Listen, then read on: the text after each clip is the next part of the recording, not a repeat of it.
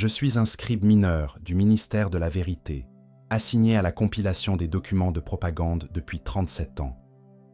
Mes yeux ont vu les affiches murales se succéder, les Space Marines en armure d'or, souriant sous des soleils impossibles, tendant la main aux enfants qui ne comprenaient pas encore la différence entre mythe et chair. J'ai lu les témoignages réécrits, les photographies recadrées, les rapports de bataille transformés en épopées sanctifiées. Puis j'ai rencontré les survivants.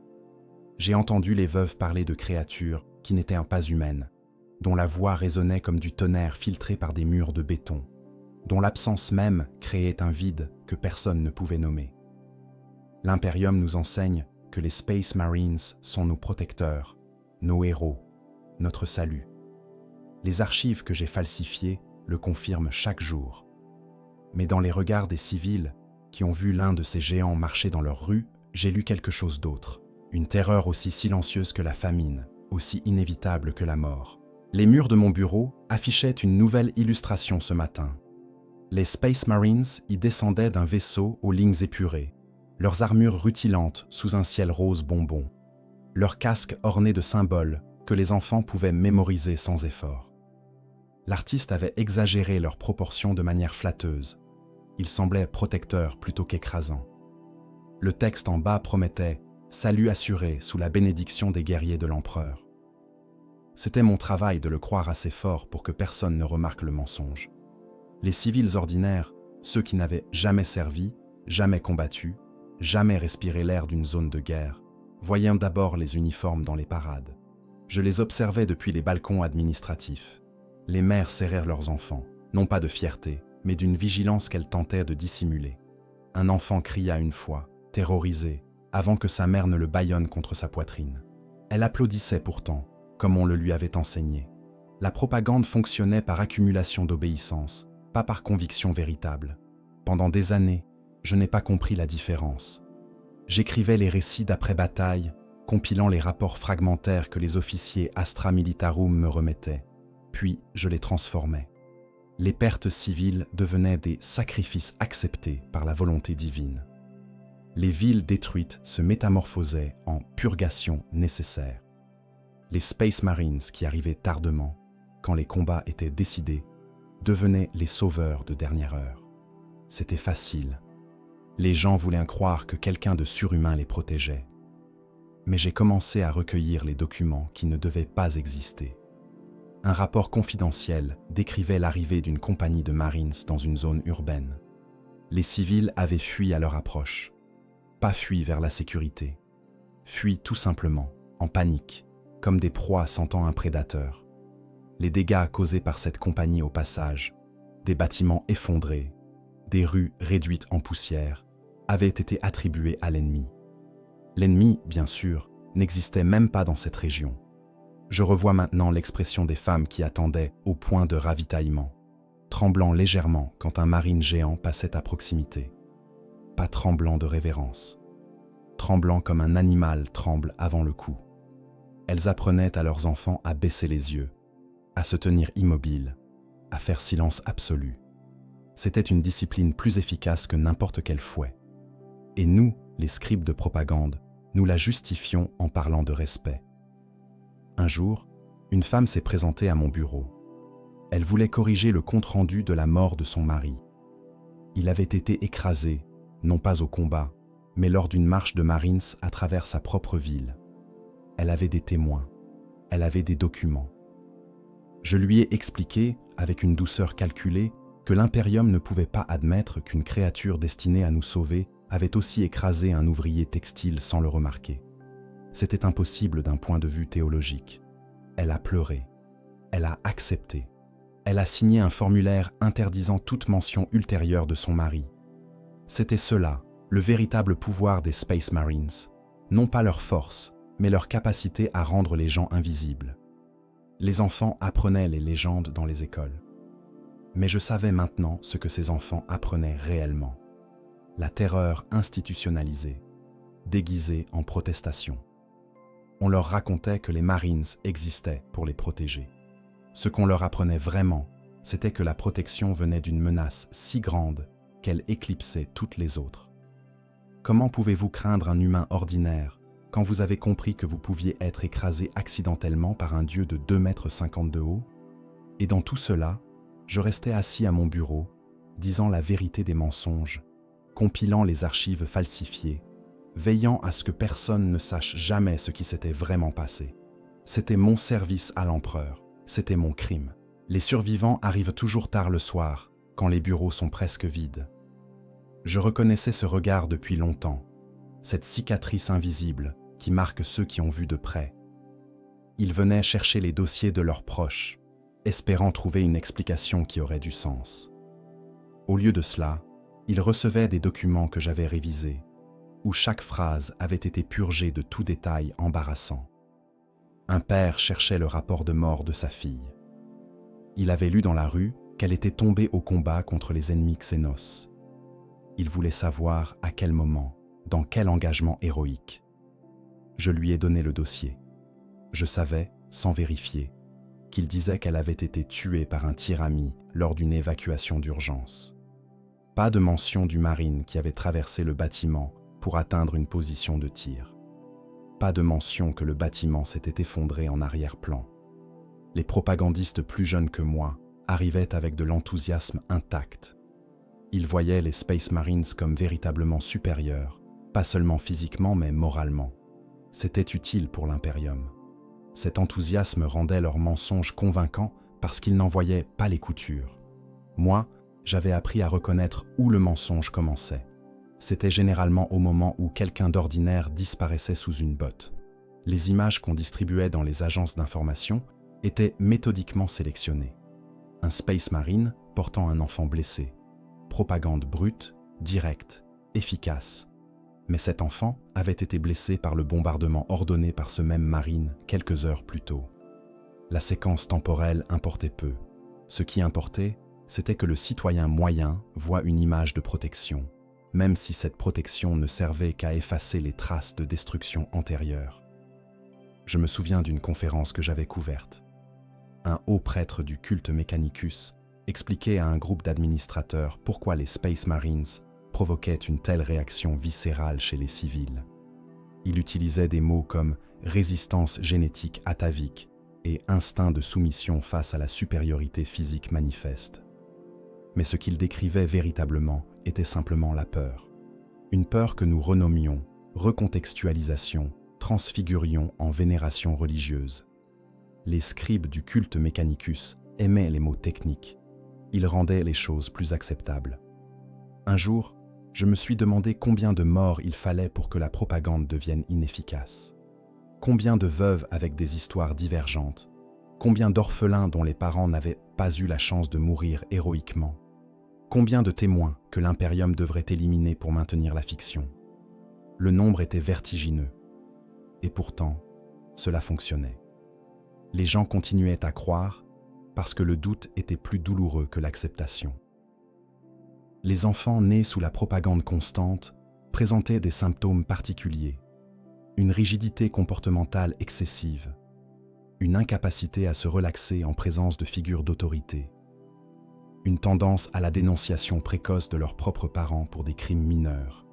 C'était ce qu'on appelait l'assimilation correcte des valeurs impériales, ce que j'appelais, dans mes notes secrètes que je détruisais immédiatement après les avoir écrites, l'effondrement systématique de la conscience civile. Les données statistiques que je manipulais chaque jour révélaient quelque chose d'intéressant si on les lisant à rebours. Les demandes d'indemnisation diminuaient régulièrement, non pas parce qu'il y avait moins d'incidents, mais parce que de moins en moins de gens osaient les déposer. C'était une forme de succès administratif parfait. L'absence de problème déclaré équivalait à l'absence de problème. Un scribe plus ancien que moi, un homme qui avait travaillé dans les archives bien avant moi, m'avait une fois donné un conseil pendant que nous croisions à un repas de fonction. Ne cherche jamais à savoir si tu crois à ce que tu écris. La question te rendrait fou. Cherche plutôt à savoir si quelqu'un d'autre pourra le croire. Voilà ton métier. Il avait raison, évidemment. J'avais arrêté de chercher la vérité. J'avais commencé à chercher la vérissemblance. Et c'était infiniment plus facile. Mais les visages des survivants restaient avec moi. Leurs yeux contenaient des versions alternatives de mes mensonges. Ils savaient. Ils ne pouvaient pas prouver, mais ils savaient. Et dans le silence qu'ils observaient, dans leur consentement tacite à accepter les faussetés que je leur remettais, je voyais la véritable accomplissement de la propagande. Non pas de faire croire les gens, mais de les paralyser suffisamment pour qu'ils renoncent à la résistance. La distinction entre propagande et réalité s'effondrait lentement, comme une structure minée depuis ses fondations. Les gens commençaient à ne plus savoir ce qu'ils avaient réellement vu. Une femme me contacta pour demander confirmation. Avait-elle vraiment observé un Space Marine écrabouiller une voiture avec ses mains nues, ou cela avait-il été un rêve après les drogues de contrôle émotionnel que l'État distribuait gratuitement? Je ne pouvais pas répondre. Répondre aurait signifié admettre que je savais la vérité. Et la vérité, chez nous, était une substance contrôlée. Les Marines eux-mêmes ne comprenaient pas ce que nous faisions. Ils pensaient que notre travail consistait simplement à raconter leurs exploits. Ils ignoraient que nous réinventions complètement les événements où ils figuraient. Un capitaine de la garde de la mort m'avait un jour demandé de lire mon récit de sa dernière campagne. Il m'avait regardé avec une confusion sincère. Selon mon texte, il avait sauvé 3000 civils. Selon son propre rapport, il n'y en avait jamais eu 3000 au départ. Je lui ai expliqué que le nombre importait moins que l'idée de sauvetage. Il avait accepté cette explication. Cela m'avait terrifié. Ces créatures n'étaient pas engagées dans un mensonge conscient. Elles existaient simplement au-delà du concept de vérité factuelle. Les mécanismes de ma propre auto-tromperie devaient être remarquablement efficaces. Je continuais à me lever chaque matin, à entrer dans ce bureau gris, à composer des récits de bravoure et de protection, sachant parfaitement que chaque phrase était une réduction de cadavres en poussière symbolique. Comment faisaient que les autres scribes? Certains, je le sais, avaient basculé vers le fanatisme authentique. Croire vraiment rendait le travail plus supportable. D'autres avaient sombré dans une indifférence si profonde qu'ils se demandaient à peine pourquoi ils respiraient encore. Moi, je restais coincé entre les deux, conscient mais paralysé, sachant mais impuissant. Les enfants des familles privilégiées recevaient une formation différente. On leur montrait les véritables capacités des Space Marines, au moins dans les contextes militaires fermés. Ils apprenaient que ces créatures n'étaient pas protectrices. Elles étaient des outils de domination absolue. Ces enfants devenaient les futurs officiers, les futurs gouverneurs, les futurs complices volontaires du système. Ceux qui comprenaient le mensonge depuis le début acceptaient plus facilement de le perpétuer. C'était une sélection naturelle de la corruption morale. Les statues qu'on élevait dans les places publiques révélaient quelque chose d'intéressant si on les observait pendant la nuit, quand les projecteurs cérémoniels s'éteignaient. Elles n'avaient jamais vraiment l'air de protecteurs. Elles avaient l'air de tyrans immobilisés. Les civils le savaient. C'est pourquoi les cérémonies d'illumination existaient. Il fallait du théâtre permanent pour maintenir l'illusion que ces figures de pierre représentèrent l'espoir plutôt que l'oppression. Mon prédécesseur avait laissé des notes. Je les avais trouvées en vidant son bureau après qu'il avait disparu.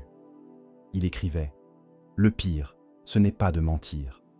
Le pire est de réaliser que le mensonge n'a plus besoin de toi après quelques années. Il devient autonome.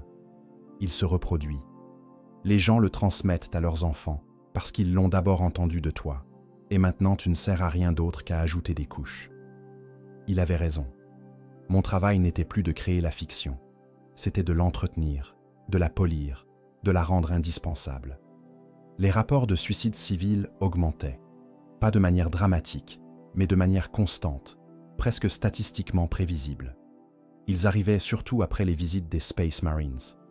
Une mère qui avait vu un marine traverser sa rue en marchant simplement avait mis fin à ses jours 3 jours plus tard. Les documents ne disaient rien de cette visite.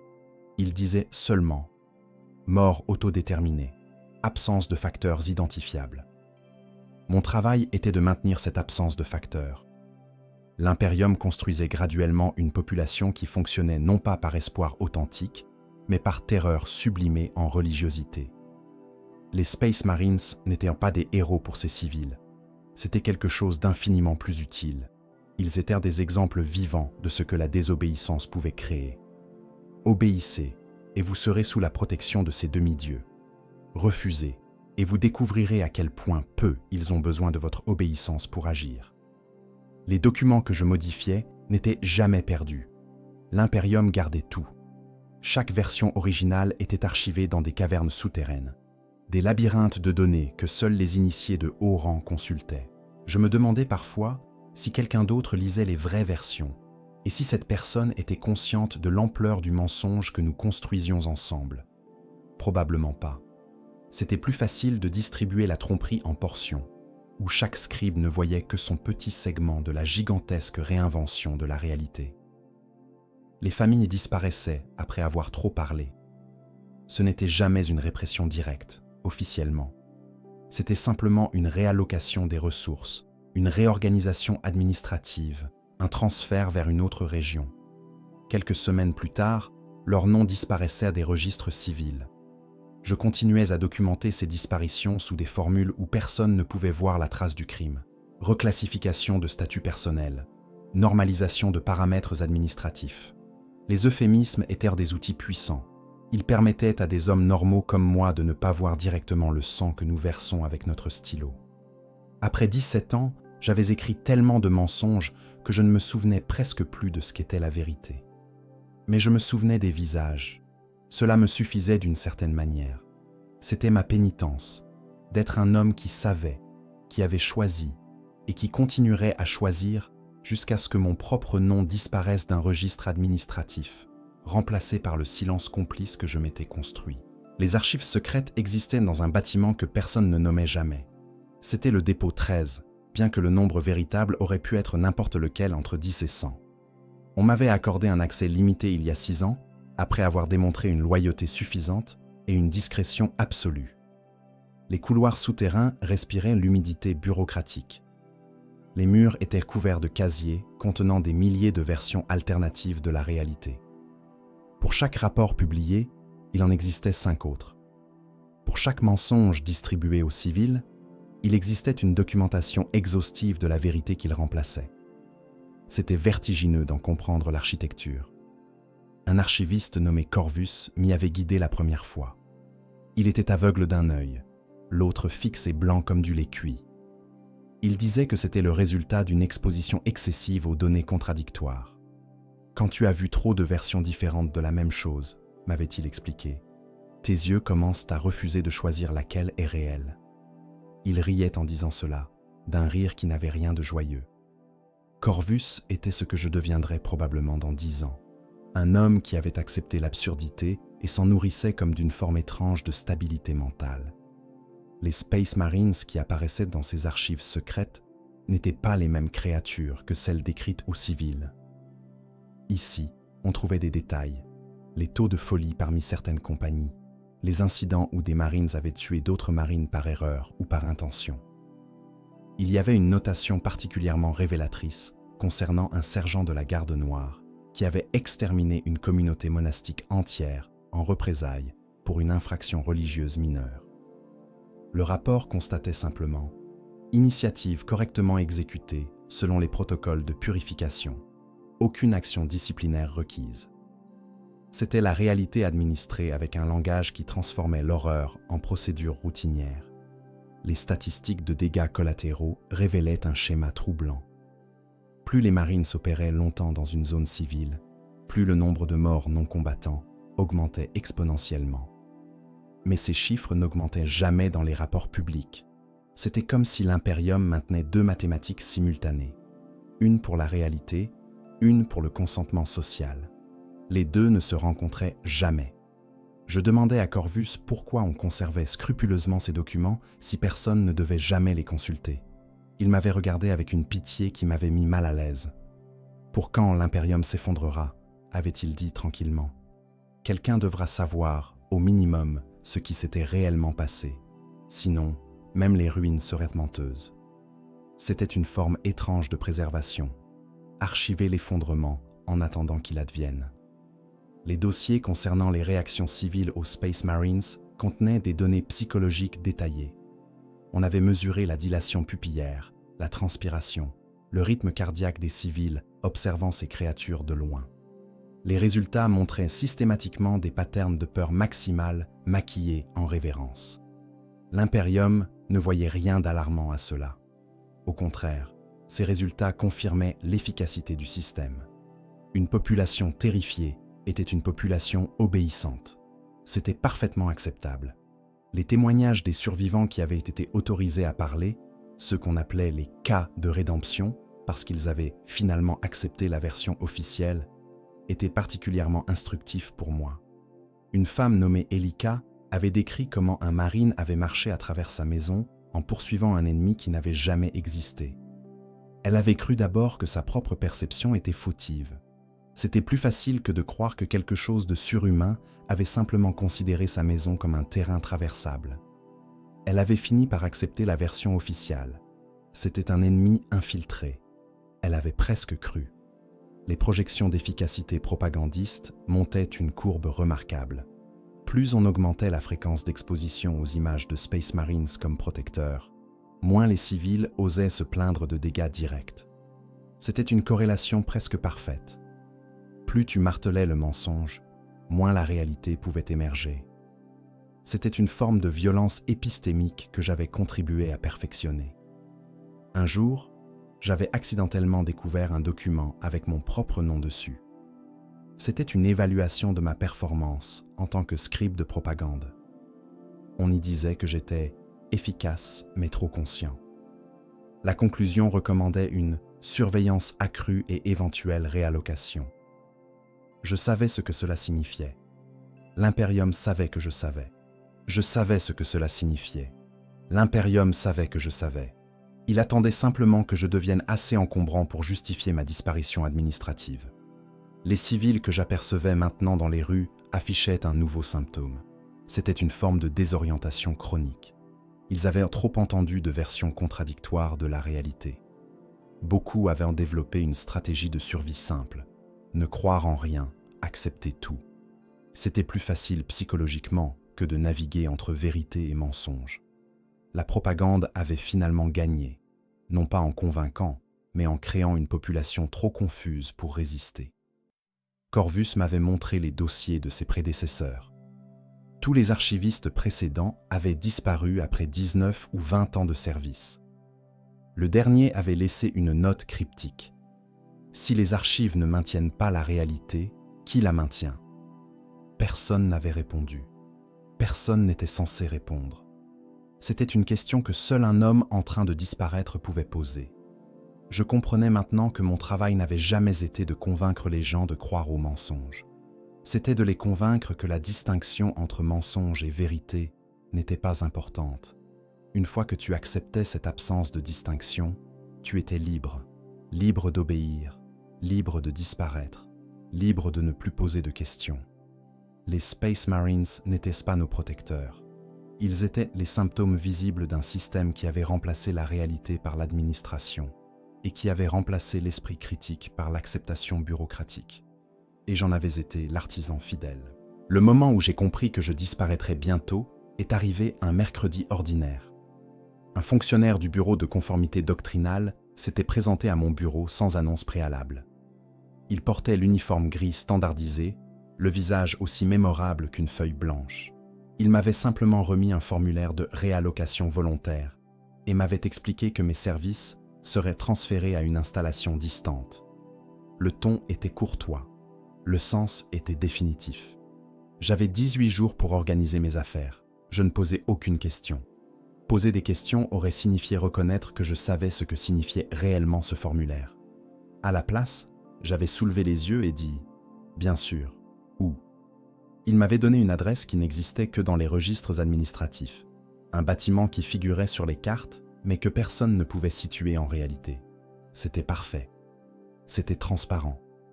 C'était l'Imperium dans toute sa bureaucratie invisibilisante. Mes collègues n'avaient pas commenté ma disparition imminente.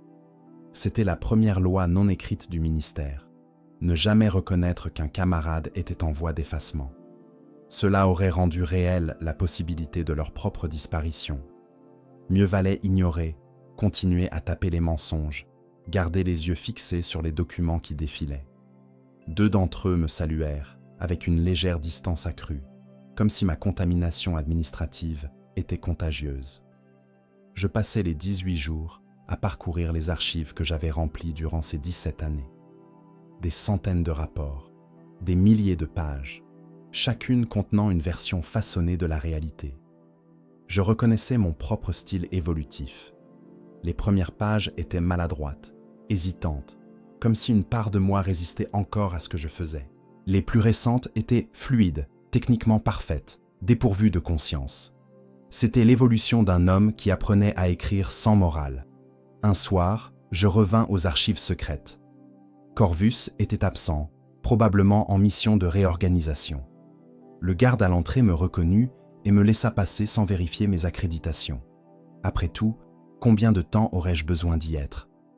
J'avais accès limité à une section particulière, les dossiers des scribes disparus. C'était où Corvus m'avait montré les notes de mes prédécesseurs. Je voulais ajouter mes propres notes avant qu'on me recycle. Je trouvai un cahier vierge dans le bureau d'archivage. Personne ne m'arrêta. Je commençai à écrire tout ce que je savais. Les mensonges systématiques, les civils terrorisés, les disappearances, les statistiques falsifiées, les Space Marines qui n'étaient pas des sauveurs mais des outils d'oppression. Je documentais mon propre rôle, complice, documentariste du mensonge, complice de la disparition de la conscience civile. Les mots coulaient comme du poison qu'on déverse lentement. J'écrivais aussi sur les enfants, sur comment on leur apprenait à accepter une réalité fluide où les faits pouvaient être réécrits quotidiennement, sur comment l'Imperium construisait une génération incapable de distinguer observation de propagande. Je savais qu'aucun de ces mots ne verrait jamais la lumière. Corvus l'archiverait probablement, et peut-être un jour, si l'Imperium s'effondrait vraiment, quelqu'un le lirait. Ou peut-être que ce journal disparaîtrait simplement, détruit avant même d'être catalogué. Les dernières pages du cahier contenaient quelque chose de plus personnel. Je me demandais à voix haute si quelque chose de moi survivrait à ma disparition. Un nom dans un registre qui serait bientôt retiré.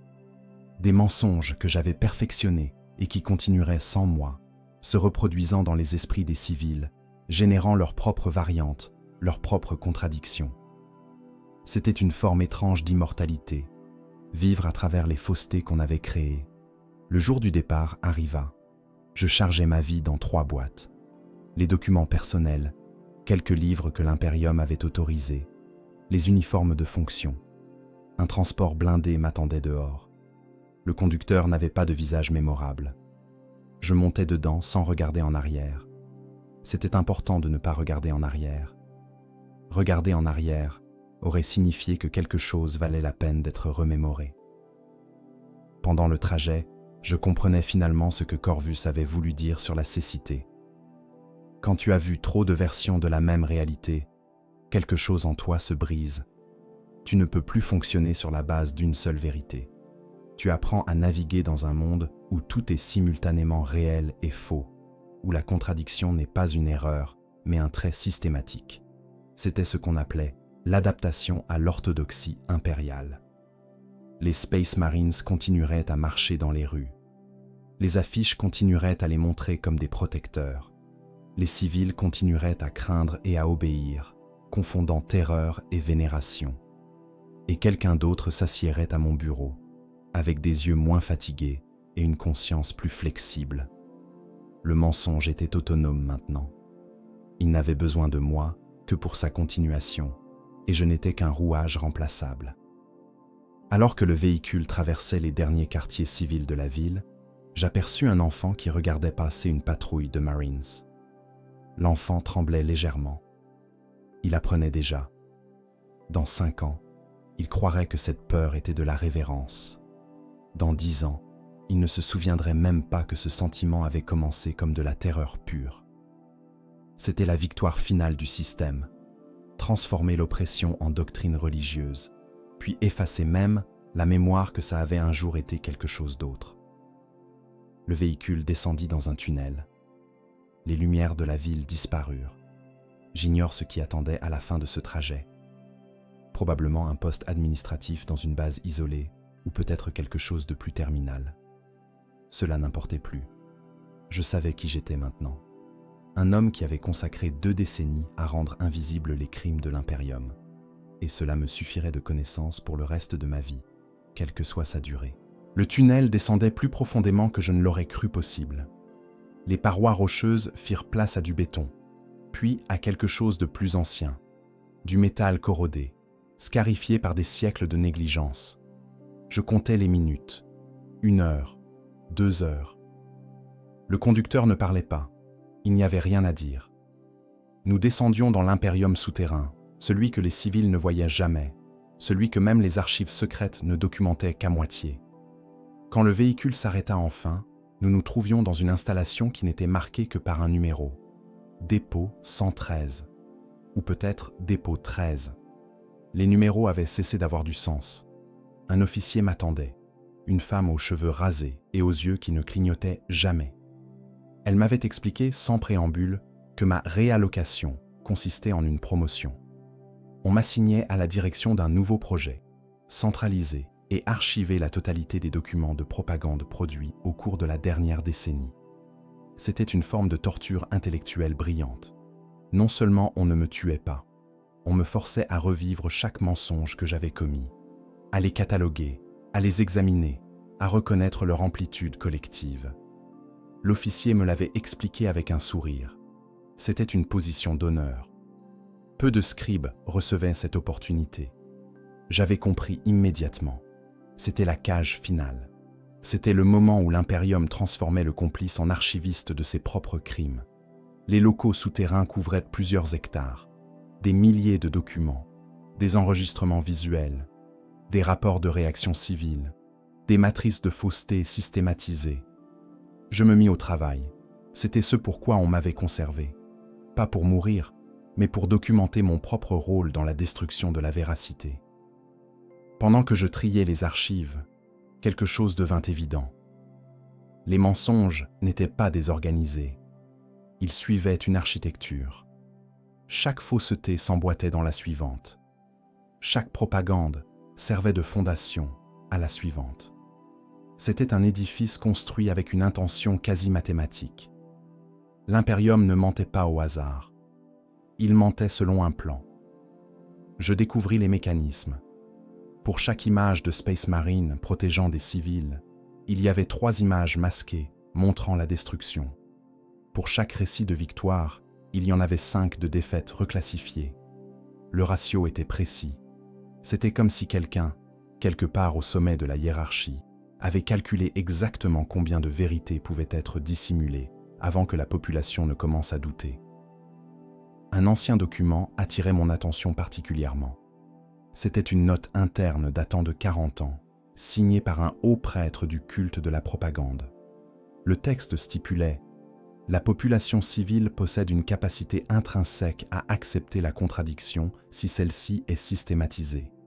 L'incohérence aléatoire crée la méfiance. L'incohérence organisée crée la capitulation mentale. » C'était la théorie qui sous-tendait tout ce que j'avais écrit. Pendant 17 ans, j'avais appliqué une formule élaborée décennies avant mon arrivée. Les autres archivistes qui travaillaient aux niveaux inférieurs du dépôt 113 étaient des variantes de Corvus. Des hommes et des femmes avec des yeux qui ne voyaient plus vraiment, qui vivaient dans un état de dissolution permanente entre conscience et oubli forcé. Nous nous croisions parfois dans les couloirs de documents. Nous ne nous parlions jamais. Quoi pourrions-nous nous dire? Que nous étions complices? Nous le savions. Que nous aurions pu résister. C'était un luxe qu'aucun de nous n'avait jamais eu. Je commençais à remarquer quelque chose de troublant. Au fur et à mesure que je cataloguais les mensonges, ma propre compréhension de la vérité se brouillait. Je devais relire mes propres documents pour vérifier ce que j'avais réellement écrit. Mais évidemment, ce que j'avais écrit était faux. Alors quelle était la version correcte? Parfois, je ne me souvenais plus. Parfois, cela me paraissait sans importance. Un jour, une équipe d'inspecteurs du bureau central de conformité arriva pour évaluer mon travail. Ils consultèrent ma classification. Ils examinèrent mes méthodes. Leur chef, un homme avec un visage comme une feuille de papier blanc, me demanda si je trouvais le travail satisfaisant. Je répondis « oui », sans y penser. C'était la réponse correcte. C'était toujours la réponse correcte. Les Space Marines apparaissaient rarement au niveau souterrain. Mais une fois, L'un d'eux descendit jusqu'au dépôt pour une mission de reconnaissance. Il était énorme, bien sûr. Mais ce qui me frappa, c'était son indifférence absolue envers ce qu'il voyait. Des milliers de documents falsifiés, des milliers de preuves de mensonges systématisés, et il avait simplement traversé la salle sans même cligner. Pour lui, cela n'avait aucune importance. Les civils croyaient ce qu'on leur disait. C'était suffisant. La vérité était un concept que ces créatures ne comprenaient même pas. Après 3 ans dans le dépôt, je ne me souvenais plus de mon ancien bureau. Je ne me souvenais plus des civils que j'avais vus. Je me souvenais seulement des documents. Ils étaient devenus ma réalité. Les mensonges que je cataloguais étaient plus vrais que n'importe quel événement que j'avais réellement observé.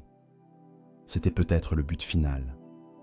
Transformer les archivistes du mensonge en prisonniers de celui-ci.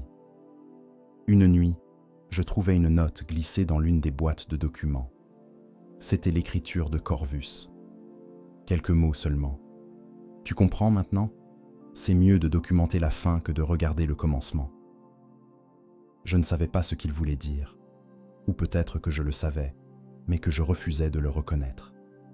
Une fois que tu acceptes la fin, l'Imperium a gagné définitivement. Les années passaient, ou peut-être que ce n'était que des mois. Le temps sous terre se désagrégeait comme tout le reste. Je continuais mon travail. Je cataloguais les mensonges. Je les rendais impeccablement organisés, facilement accessibles, parfaitement préservés pour une postérité qui ne viendrait jamais. Et quelque part au-dessus, dans les rues lumineuses, les civils continuaient à craindre les Space Marines et à appeler cela de l'amour. Et je savais que c'était ma faute, et cela m'était complètement égal. C'était peut-être là le mensonge ultime, non pas ce qu'on m'avait fait croire, mais ce que j'avais finalement accepté de ne plus sentir. Ils m'avaient donné un titre officiel après 5 ans. Archiviste primaire de conformité historique. C'était une belle formule pour dire que j'avais renoncé. Non seulement à la résistance, mais à l'idée même qu'une résistance était possible. Mon bureau se trouvait maintenant à 3 niveaux plus profonds que celui où j'avais commencé. La lumière était artificielle, fluorescente, constante. Elle ne variait jamais. Pas d'aube, pas de crépuscule. Juste une clarté permanente qui finissait par ressembler à une obscurité différente. Je dirigeais maintenant une équipe de 17 scribes. C'était un nombre symbolique, bien sûr. 17 ans que j'avais menti avant de descendre ici. L'Imperium aimait ces coïncidences. Ou peut-être n'étaient-ce pas des coïncidences. Peut-être que tout était orchestré avec une précision arithmétique. Quand tu vivais suffisamment longtemps dans le mensonge, tu arrêtais de distinguer entre hasard et plan. Les deux devenaient interchangeables. Les nouveaux scribes que je supervisais possédaient une qualité que je reconnaissais, la certitude de celui qui ne savait pas encore ce qu'il perdait. Ils croyaient encore que notre travail avait un sens, que nous documentions pour la postérité, que nous préservions quelque chose d'important.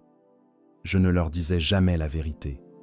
C'était une forme de miséricorde, probablement, ou peut-être une forme de perpétuation de mon propre crime. Je n'étais plus certain de la différence. Un jour, un document ancien remonta jusqu'à mon bureau. C'était un rapport datant de 200 ans. Il décrivait un projet similaire au nôtre, un dépôt où on archivait la réalité falsifiée pendant que les civils vivaient une version réécrite. Le projet avait échoué, disait le rapport, à cause de complications administratives. Je sus immédiatement ce que cela signifiait. Quelqu'un avait découvert la vérité. Quelqu'un avait parlé, et le projet avait dû être renouvelé complètement. C'est à ce moment que j'avais compris. Nous étions dans une itération. Pas la première, probablement pas la dernière. L'Imperium avait essayé cela avant. Ça avait partiellement échoué. Ça avait été redessiné, amélioré. Et maintenant, avec mon aide, avec l'aide de milliers de scribes comme moi, ça fonctionnait mieux. C'était une version améliorée du mensonge. Et nous en étions les architectes volontaires ou non. L'un de mes nouveaux scribes, une femme nommée Kelris, avait posé une question innocente. Elle demandait si quelqu'un relisait jamais ses archives, si quelqu'un vérifiait notre travail. Je lui avais répondu « Non, c'était la vérité. Personne ne vérifiait. Personne ne relisait. Ces documents étaient archivés dans une tomba de béton et d'oubli. Leur existence seule suffisait. Ils donnaient au système une illusion de transparence, de traçabilité, d'ordre. Tant que quelque part, quelque chose était enregistré, l'impérium pouvait fonctionner comme si la vérité avait du poids. Kelris avait paru troublée par cette réponse. Elle m'avait demandé pourquoi alors nous continuions. Pourquoi ne pas simplement inventer les documents au besoin? Pourquoi cette mascarade d'archivage? Je lui avais expliqué quelque chose que je venais de comprendre moi-même. L'impérium ne nous forçait pas à documenter la fausseté. Il nous forçait à documenter le processus de la fausseté. C'était la différence. N'importe qui peut mentir. Mais seul un système brillant peut transformer le mensonge en archive, en histoire, en structure. Les Space Marines continuaient à apparaître dans nos documents. Mais maintenant, j'avais accès à une couche supplémentaire d'informations. Leur matrice de dégâts collatéraux, leur taux de corruption mentale, les incidents où ils avaient attaqué des installations impériales, sans raison. L'Imperium gardait tout cela enregistré. C'était comme si quelqu'un, quelque part, maintenait une comptabilité complète de sa propre monstruosité, juste pour vérifier que tout était conforme à le plan. Il y avait des rapports sur les Space Marines qui avaient commencé à refuser les ordres, sur ceux qui s'étaient mis à poser des questions sur la nature de leur mission. Ces Marines avaient tous connu le même destin, réassignation à des fronts où l'espérance de vie était mesurée en heures. L'Imperium n'éliminait pas directement ces outils défectueux. Il les plaçait simplement où ils se détruiraient naturellement. C'était plus efficace. C'était plus propre administrativement. Je réalisais que je n'avais pas vu le soleil depuis 7 ans, peut-être plus. Le temps souterrain était devenu mon seul temps. Je ne pouvais même plus imaginer clairement à quoi ressemblait une véritable lumière naturelle. C'était un avantage. Ceux qui oubliaient le monde extérieur pouvaient accepter plus facilement l'ordre souterrain. Une nuit, ou ce qui passait pour une nuit quand il n'existait aucune variation réelle de lumière, Corvus descendit de nouveau jusqu'à mon bureau. Il était plus vieux maintenant. Ou peut-être que je voyais simplement sa véritable nature sans plus le filtre de mon propre déni. Il m'avait remis un dossier nouvellement reçu. C'était mon propre dossier personnel, celui que l'Imperium maintenait sur moi. Je l'avais ouvert avec une répugnance mêlée de curiosité. Le premier document était une évaluation psychologique datant de mon arrivée aux archives. Sujet manifeste un attachement progressif au mensonge. Capacité à intégrer les contradictions sans effondrement cognitif, 97%. Recommandation, maintien pour durée indéterminée. Promotion possible après stabilisation complète. Les évaluations suivantes documentaient mon déclin précis. Comment ma conscience s'était graduellement remplacée par une acceptation mécanique. Comment j'avais cessé de poser des questions. Comment j'avais commencé à corriger les autres scribes qui posèrent des questions. Chaque détail était enregistré. Chaque étape de ma transformation était notée avec une précision scientifique. La dernière page était datée d'hier ou du jour d'avant. Le temps avait cessé d'avoir du sens. Elle contenait une simple conclusion. Archiviste primaire désormais entièrement intégré au système. Capacité à percevoir la contradiction entre mensonge et réalité, 0%. Recommandation, maintien indéfini. Sujet a atteint l'état optimal de conformité. Corvus s'était levé pour partir. Je lui avais demandé ce que signifiait cette évaluation. Il m'avait regardé avec quelque chose qui ressemblait à de la compassion, ou peut-être simplement au reflet de ma propre dissolution. Cela signifie que tu n'auras jamais plus besoin de disparaître, avait-il dit. Tu as déjà complètement disparu. Tu n'es plus qu'un rouage, et les rouages durent longtemps dans cette machine. Après son départ, je m'étais assis à mon bureau, et j'avais compris enfin. L'Imperium n'avait jamais eu l'intention de me tuer. Ça aurait été inefficace. Au lieu de cela, il m'avait transformé en quelque chose de pire, un complice parfait, un homme qui documentait ses propres crimes sans honte, sans regret, sans même la conscience que cela était un crime. Je continuerai à archiver. Je continuerai à diriger mon équipe. Je continuerai jusqu'à ce que quelqu'un d'autre prenne ma place. Et puis peut-être que je descendrai d'un niveau supplémentaire. Peut-être que je finirai comme Corvus, guidant les nouveaux archivistes à travers les labyrinthes du mensonge. Et quelque part au-dessus, dans les rues lumineuses où le soleil existait encore, les civils continueraient à craindre les Space Marines. Ils continueraient à accepter les mensonges que je documentais. Et je continuerais à documenter le mensonge sans jamais demander pourquoi. Car demander pourquoi aurait signifié que j'existais encore. Et j'avais cessé d'exister il y a des années.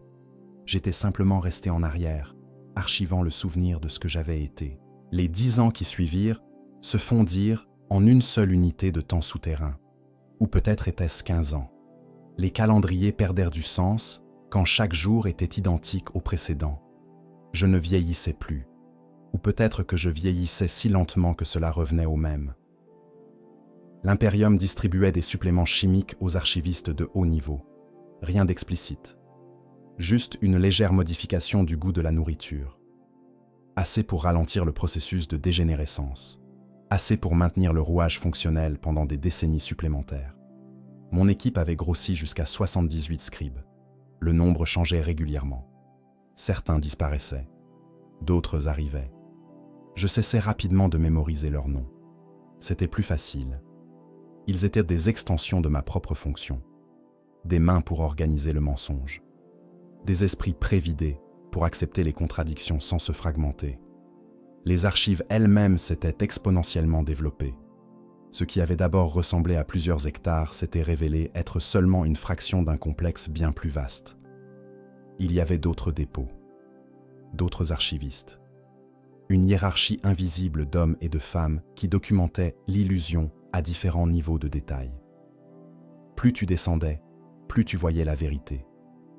Plus tu montais, plus tu voyais le mensonge. C'était un système parfaitement inversé. Un jour, une directive administrative nouvelle arriva. L'Imperium décidait de réorganiser les archives de propagande selon une nouvelle classification. Au lieu de les trier par chronologie ou par sujet, elles devaient être réorganisées par efficacité mentale mesurée. C'est-à-dire que les mensonges les plus efficaces pour détruire la conscience critique devaient être placés en priorité. Ceux qui n'avaient qu'un effet modéré sur le doute existentiel des civils devaient être stockés en sections secondaires. Je comprenais ce que cela signifiait vraiment. L'Imperium perfectionnait continuellement sa technique. Chaque itération était meilleure que la précédente. Chaque génération de propaganda était construite sur les cadavres idéologiques de la précédente. Et nous, les archivistes, nous optimisions le processus. Nous devenions des ingénieurs de l'oppression mentale. Kelris, la jeune scribe qui avait posé des questions autrefois, avait finalement posé la mauvaise question. Elle demandait si quelqu'un d'externe vérifiait jamais nos classements, si l'Imperium avait une forme de contrôle de qualité pour s'assurer que nous documentions correctement. Je lui avais répondu avec une franchise inhabituellement cruelle, lui expliquant que tout contrôle était une illusion, que l'Imperium nous faisait confiance précisément parce que nous avions complètement adhéré au système, que si nous commencions à douter, nous serions simplement remplacés par quelqu'un d'autre. Elle avait disparu 3 jours plus tard, pas tuée, probablement, juste réallouée. Le taux de turnover chez les scribes était très supérieur à celui des archivistes de haut niveau. Ils mangeaient leur propre idéalisme jusqu'à ce qu'il n'en reste plus, puis ils s'effondraient. C'était le plan. L'Imperium créait un flux constant de jeunes idéalistes, les écorchait psychologiquement, puis les jetait. Il y en avait toujours d'autres.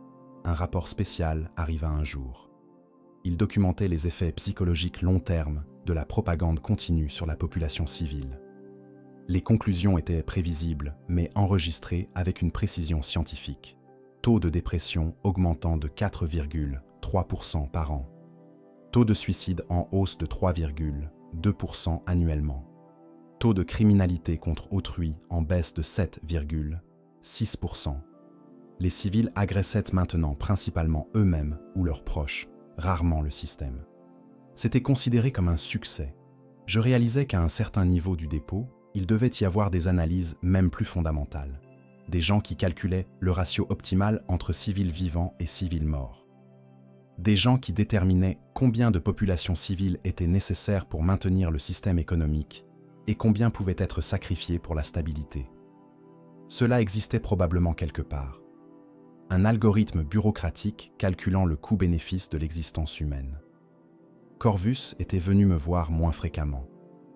Quand il venait, il semblait plus translucide, comme s'il disparaissait graduellement. Un jour, il m'avait apporté une archive entière. Elle contenait les documents originels d'un scribe nommé Marusque, qui avait travaillé dans les archives 400 ans plus tôt. Les notes étaient en ancien dialecte impérial, mais lisible. Marusque documentait les mêmes techniques, les mêmes mensonges, le même système, comme si le temps avait formé une boucle. « Pourquoi me montres-tu cela » demandai-je. « Parce que tu dois comprendre que tu n'es pas spécial », répondit Corvus tranquillement. « Tu fais exactement ce qu'on attend de toi. Tu penses que tu as découvert quelque chose d'unique sur le système.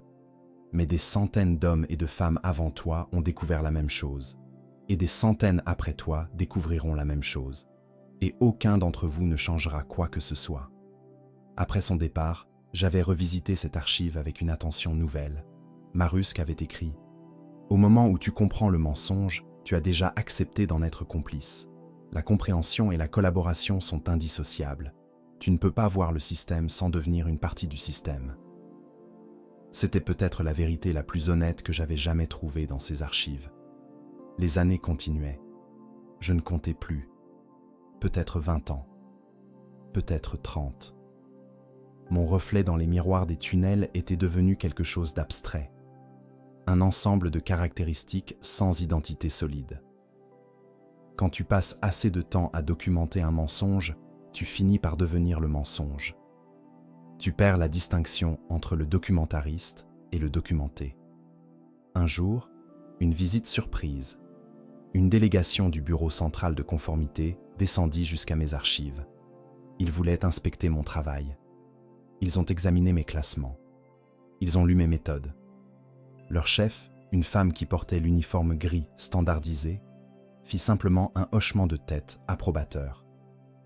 Avant de partir, elle m'avait dit « Vous avez atteint le stade final, archiviste primaire. Vous n'êtes plus un homme. Vous êtes une fonction. C'est parfait. » Je savais ce que cela signifiait. J'avais atteint l'optimisation. Je n'avais plus besoin de superviser. J'avais besoin de juste exister et de continuer. Ma présence seule suffisait. Les scribes fonctionneraient parce que je fonctionnais. Et le mensonge continuerait parce que j'étais le mensonge incarné. Dans les derniers mois, ou peut-être était-ce les dernières années, je commençais à comprendre quelque chose. L'Imperium ne nous cachait pas la vérité pour nous tromper. Il nous la montrait précisément pour que nous acceptions que la vérité était inutile. En documentant exhaustivement chaque mensonge, en créant une archive complète de la fausseté, l'Imperium transformait la vérité en quelque chose d'abstrait et d'inaccessible. Elle était là, enregistrée, préservée. Mais elle était enterrée sous des couches de bureaucratie et d'oubli. Et cela rendait la vérité plus morte qu'elle ne l'aurait jamais été si on l'avait simplement détruite. Je continuais à archiver. Je continuerais jusqu'à mon effondrement physique. Et puis quelqu'un d'autre prendrait ma place. Et le mensonge continuerait, archivé, optimisé, perfectionné. Et nulle part, dans tous les niveaux de cette hiérarchie souterraine, personne ne poserait la question simple qui pouvait tout détruire. Pourquoi ? À la place, nous resterions sous terre, documentant l'absence de raison, archivant le vide. Et au-dessus, les civils continueraient à vivre des vies de mensonges, ne sachant jamais que quelque part, quelqu'un conservait méticuleusement la preuve de chaque fausseté. C'était peut-être cela, l'Imperium. Pas une dictature, une absence totale de direction. Juste un mécanisme bureaucratique qui se perpétuait pour sa propre continuation. Et nous, les archivistes, nous étions ces organes de mémoire, destinés à nous souvenir de mensonges que personne ne lirait jamais, à conserver des documents que personne ne consulterait jamais, à archiver un système qui n'avait même pas besoin de nous pour fonctionner. Mais nous étions nécessaires, d'une certaine manière, car un mensonge sans archive est un mensonge qui peut être nié. Et l'Imperium ne pouvait pas tolérer même ce degré minimal de contestation. Donc elle nous gardait. Elle nous gardait vivants. Elle nous gardait sains. Elle nous gardait documenting. Et en échange, elle conservait le pouvoir absolu sur la réalité elle-même. Le moment où j'ai cessé d'être un individu distinct est passé inaperçu. Ce n'était pas une mort soudaine, C'était une dissolution progressive, comme une encre qui s'étend dans l'eau jusqu'à devenir indistinguable du liquide lui-même. Je me souviens d'un instant où je me demandais si j'avais vraiment mangé ce matin, ou si c'était un autre archiviste qui avait mangé et où je vivais simplement son souvenir. Puis cette distinction cessa d'importer. Les scribes sous ma supervision avaient commencé à fonctionner sans mes instructions directives. Ils savaient ce qu'ils devaient faire. Ils savaient comment classer les mensonges. Ils savaient quand archiver et quand détruire. C'était comme si ma conscience s'était fragmentée et distribuée entre eux. Je n'existais plus en tant qu'entité singulière. J'existais en tant que processus. J'existais en tant que système. Un jour, ou peut-être après plusieurs années, une nouvelle section fut ouverte dans les archives. Elle contenait les documents les plus classifiés que j'ai jamais vus. Des rapports datant de plus de 1000 ans, documenting les origines de ce projet. Les premières tentatives de contrôle mental de masse. Les premières itérations du système de propagande. C'était une archéologie de la manipulation, une histoire fossile de l'oppression bureaucratique. Ces documents révélaient quelque chose de crucial. Le système n'était pas impérial en origine. C'était antérieur à l'impérium. C'était quelque chose qui remontait à l'époque de l'âge de la technologie. Des gens anciens avaient développé cela. Des scientifiques qui cherchaient à contrôler les populations par la réorganisation neurologique de la réalité elle-même. Et quand l'impérium était arrivé, il avait simplement hérité du système, l'avait adapté, l'avait perfectionné. Je me demandais qui avait autorisé Corvus à me montrer cela. Probablement personne. Probablement que cela faisait partie du plan depuis le début. Que je devais apprendre la vérité complète pour être vraiment inutile. Car la vérité ultime, c'était qu'il n'existait aucun complot. Il n'y avait aucun plan sinistre conçu par des esprits malveillants. C'était simplement un système qui s'était perpétué parce qu'aucune partie du système n'avait d'intérêt à l'arrêter. Je trouvais un document personnel dans les archives cachées. C'était une lettre écrite par l'un des créateurs originels du système, datée de 900 ans plus tôt. Elle disait « Nous avons créé un mécanisme qui se reproduit à travers les générations. Chaque personne qui le comprend devient une partie du mensonge. Chaque personne qui le combat le renforce. Le seul moyen de l'arrêter serait de cesser complètement d'exister. Et aucune civilisation ne peut accepter cela. Donc cela continuera. Et nous continuerons, jusqu'à la fin. » Je réalisais que c'était ma lettre aussi. C'était la lettre de tous les archivistes. C'était la confessionnale de tous ceux qui avaient documenté le mensonge. 900 ans de complaisance enregistrée. 900 ans de conscience fragmentée. 900 ans de réalisation qu'il n'existait aucune échappatoire. Corvus vint me voir une dernière fois. Ou peut-être que c'était la première fois. Le temps avait formé une boucle. Il me dit quelque chose que je savais déjà. Quelque chose que tous les archivistes savaient. Tu es maintenant prêt à accéder à l'archive finale. Je ne demandais pas ce que c'était. Je savais que je n'avais pas choix. Je savais qu'il n'y avait jamais eu de choix. L'archive finale était un étage au-dessus du niveau où je travaillais. C'était une salle unique contenant un seul document. C'était une liste. Une liste de tous les archivistes qui avaient jamais existé, avec les dates de leur arrivée et de leur disparition, en remontant 900 ans, des centaines de noms, peut-être des milliers. Et je comprenais maintenant, il n'existait que cette salle, il n'existait qu'une seule archive finale. Tous les autres dépôts étaient des illusions bureaucratiques, des structures créées pour donner l'impression que le système était vaste et complexe. Alors qu'en réalité, tout cela, tout ce mensonge, toute cette documentation se réduisait à une seule liste de noms. Et mon nom était là, avec une date prévue à côté. Pas ma date de mort réelle, mais une date théorique. Le moment où l'Imperium avait calculé que j'aurais complètement disparu, que je serais totalement remplacé par la fonction que j'accomplissais. J'avais déjà dépassé cette date de 3 ans selon mes calculs, ce qui signifiait que j'existais maintenant entièrement en tant que fantasme administratif. Je retournais à mes archives. Je continuais à trier, à classifier, à documenter. Mais maintenant, je savais que je classais non seulement les mensonges des autres, je classais les mensonges qui me composaient. Chaque document que je touchais était une partie de ma propre absence. Une question étrange émergea dans les ruines de ma conscience. Qu'arriverait-il si je cessais simplement de travailler?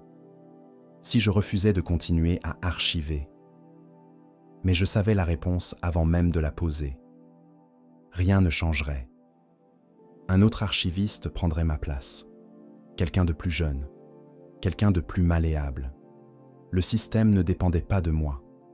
Il dépendait seulement de la fonction de l'archivage. Et cette fonction existait avec ou sans moi. Les scribes continuaient à arriver chaque jour. Ou peut-être que c'étaient les mêmes scribes qui revenaient infiniment. Je commençais à ne plus être capable de distinguer les individus.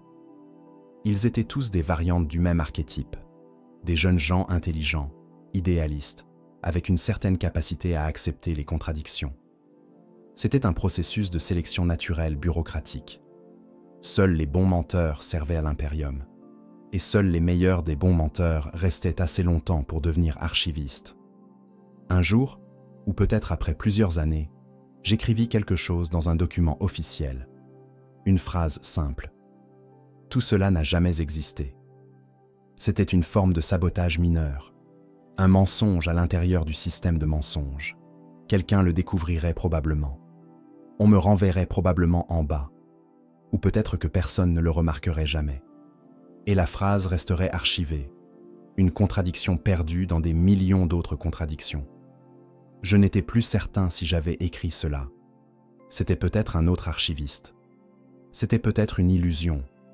Tout ce qui existait maintenant était le travail, les documents, l'archivage, l'absence croissante de toute distinction entre moi et la fonction que j'accomplissais. Et quelque part au-dessus, dans les rues lumineuses, les civils continuaient à vivre leur vie. Ils craignaient toujours les Space Marines. Ils acceptaient toujours les mensonges. Et aucun d'entre eux ne savait jamais que des hommes comme moi existaient dans les profondeurs, documentant méticuleusement chaque fausseté. Aucun d'entre eux ne savait que leur réalité était enregistrée, classifiée, stockée dans des cavernes de béton où elle ne verrait jamais la lumière. Et moi, je continuais, archiviste primaire de conformité historique. Ou peut-être que j'étais juste un fonctionnaire sans nom dans une hiérarchie invisible. Ou peut-être que j'avais cessé d'exister depuis longtemps et que ce qui continuait était simplement une ombre de ma fonction. Il n'y avait plus de distinction. J'étais l'impérium. L'impérium était moi, et nous documentions ensemble le silence de la vérité. Le dernier jour de ma conscience distincte arriva sans annonce. Je le reconnais maintenant en relisant ces notes, bien que je ne sois plus certain de les avoir écrites. C'était un mercredi ordinaire, ou peut-être un jeudi. Les calendriers souterrains n'avaient plus de sens depuis des années. J'étais assis à mon bureau, ou peut-être que je n'étais jamais assis. Peut-être que je fonctionnais simplement à travers le travail comme une mécanique inexorable, quand Corvus arriva une dernière fois. Il ne dit rien. Il posa simplement un document sur ma table de travail. C'était mon propre dossier personnel, la version complète cette fois. Pas seulement les évaluations psychologiques, pas seulement les notations administratives, mais la totalité de ma documentation. Chaque moment enregistré, chaque pensée surveillée, chaque acte de résistance mineure documenté et analysé. Mon existence entière était là, transformée en données, quantifiée, optimisée, archivée. La conclusion finale était simple. Sujet a atteint l'état de pure fonction. Conscience résiduelle estimée à 0,3%. Recommandation. Maintien indéfini du sujet dans sa position actuelle. Efficacité opérationnelle à 100%. La tâche est complète. Corvus partit sans attendre ma réaction. Je n'avais aucune réaction. Ou peut-être que l'archiviste qui lisait cela avait une réaction, mais elle n'était pas mienne. Je continuais simplement à travailler. Les murs des archives commençaient à se désagréger. Ou peut-être était-ce juste mon perception qui se désagrégeait. Les documents que je manipulais se chevauchaient. Les classifications s'embrouillaient. Je ne pouvais plus distinguer si je classais des mensonges impériaux ou si je construisais simplement un nouveau mensonge en les réorganisant. C'était probablement la même chose. Un moment important arriva. Ou peut-être que c'était un moment qui avait déjà eu lieu 1000 fois. Un scribe, nouveau ou ancien, impossible de dire, me posa la question que tous les scribes finissaient par poser. Pourquoi documentons-nous cela? À quoi cela sert-il? Je répondis avec une clarté qui m'étonna moi-même. Cela sert à rien, c'est tout. Le service sans but, l'archivage sans utilité, la documentation de l'absence même de sens. C'est l'impérium en essence, un mécanisme qui perpétue son propre vide. Le scribe disparut 3 jours plus tard. C'était prévisible, inévitable. J'avais planté la graine de la compréhension, et maintenant, l'impérium la détruisait avant qu'elle ne germe chez d'autres. Mais cela n'importait pas. Il y aurait un autre scribe, et un autre après cela, et chacun poserait la même question, et chacun recevrait la même réponse, et chacun disparaîtrait, et le cycle continuerait. Je découvris que quelqu'un d'autre avait écrit dans mon journal, ou peut-être que j'avais écrit cela et que je ne m'en souvenais pas. Les mots disaient « Je ne suis pas certain que j'existe encore. Je pense que j'ai disparu il y a longtemps, et que ce qui continue est simplement l'inertie bureaucratique de ma forme. » C'était probablement vrai. Les archives souterraines s'étendaient maintenant au-delà de ce que je pouvais comprendre. Il y avait des niveaux que je n'avais jamais explorés, des sections qui apparaissaient et disparaissaient, des documents qui se multipliaient d'eux-mêmes. Je réalisais que le dépôt était vivant d'une certaine manière, non pas vivant biologiquement, mais vivant administrativement. C'était un organisme fait de papier et de béton et de mensonges. Un jour, je me demandais si les Space Marines savaient, si ces créatures surhumaines comprenaient qu'elles étaient documentées, archivées, réduites à des chiffres et des statistiques dans les caves souterraines de l'Imperium. Et puis, je comprenais. Cela n'avait aucune importance. Les Space Marines n'existaient que par la documentation. Enlève les archives et ils cessent d'être. Ils sont simplement des collections de rapports, des accumulations de mensonges, des structures faites d'encre et d'ordre administratif. Tout comme moi, maintenant. J'étais un rapport qui continuait à se rédiger lui-même, une documentation qui documentait sa propre absence, un mensonge qui archivait l'absence de vérité. Je trouvais la liste des noms à nouveau, l'archive finale. Cette fois, je remarquais quelque chose. Les noms ne finissaient pas là où je pensais. Il y avait d'autres noms, après mon nom prévu, des noms qui n'auraient pas dû exister si les archives étaient justes. Je compris alors. L'Imperium avait prévu sa propre continuation au-delà de la destruction. Il y avait des archivistes programmés pour fonctionner même après la fin du monde. Des automatas bureaucratiques qui continueraient à archiver même si tout avait disparu. C'était peut-être mon destin. D'être une copie figée de moi-même, documentant des mensonges que personne ne lirait jamais, dans un bâtiment que personne ne retrouverait jamais, archivant le vide jusqu'à l'éternité. Les documents que je manipulais commençaient à se transformer. Ils devenaient translucides. Je pouvais voir à travers eux, et derrière, il n'y avait rien, absolument rien. Pas un autre niveau, pas une autre salle, juste un vide blanc et sans fin. Les archives étaient construites autour du néant, et j'archivais le néant. Un moment de clarté arrive. Ou peut-être était-ce le dernier moment avant la complète dissolution. Je comprenais enfin ce que l'Imperium avait créé. Ce n'était pas un système de contrôle. C'était un système de maintien. Un mécanisme qui empêchait tout, absolument tout, de signifier quelque chose. Elle transformait l'existence elle-même en archive. Elle documentait la vie jusqu'à ce que la vie devienne un événement passé, un document classifié, une fausseté préservée. Et j'en étais l'ingénieur, ou peut-être la victime, ou peut-être les deux. La distinction avait cessé d'exister depuis longtemps. Je continuais à travailler, parce qu'il n'y avait rien d'autre à faire, parce que le travail était tout ce qui restait de moi, parce que l'Imperium était tout ce qui était jamais resté de quiconque.